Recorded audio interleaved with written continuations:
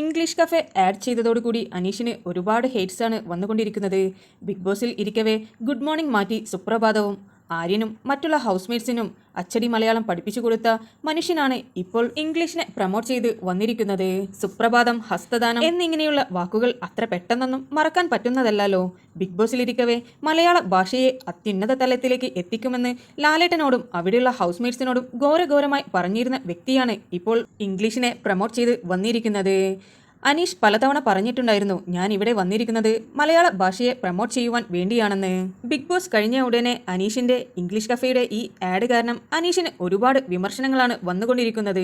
അനീഷ് ഒരു കള്ളനാണ്, അവന് കപ്പ് കിട്ടാത്തത് നന്നായി എന്നൊക്കെയാണ് സോഷ്യൽ മീഡിയയിൽ ഇപ്പോൾ പറഞ്ഞു നടക്കുന്നത്. ജെനുവിനായിട്ടാണ് ഞാൻ ഇവിടെ നിൽക്കുന്നത്, നുണകളൊന്നും പറയാറില്ല എന്ന് പറയുന്ന വ്യക്തിയാണ് ഈ പരിപാടി കാണിച്ചിരിക്കുന്നത്. ഇതിൽ നിന്ന് എല്ലാവരും ഒരു കാര്യം മനസ്സിലാക്കണം, അനീഷ് ശരിക്കും ഒരു നല്ല ഗെയിമർ തന്നെയായിരുന്നു. BBയിൽ 100 ഡേയ്സ് സർവൈവ് ചെയ്തത് സത്യം കൊണ്ടാണോ കള്ളം കൊണ്ടാണോ എന്നത് ഞാൻ പറയുന്നില്ല. ആ ഷോ അവസാനിച്ചതിനു ശേഷവും പിന്നെയും അതിന്റെ ചർച്ചകളാണ് സോഷ്യൽ മീഡിയയിൽ നടന്നുകൊണ്ടിരിക്കുന്നത്. മലയാളത്തെ പ്രൊമോട്ട് ചെയ്യാൻ വന്ന ആൾക്ക് ഇംഗ്ലീഷ് പ്രൊമോട്ട് ചെയ്യാൻ പാടില്ല എന്നുണ്ടോ? ബിഗ് ബോസിൽ നിന്നതും ഇപ്പോൾ ആഡ് ചെയ്യുന്നതുമെല്ലാം മോണിറ്ററി ബെനിഫിറ്റിനാണ് എന്നുള്ളത് നമുക്ക് അറിയാവുന്ന കാര്യമല്ലേ. സോ കാശ് മുഖ്യം ബിഗിലേ. ഇനിയും പല ആളുകളുടെയും പല പൊഴിമുഖങ്ങൾ ഉടൻ തന്നെ സോഷ്യൽ മീഡിയയിൽ അഴിഞ്ഞു വീഴുന്നതായിരിക്കും.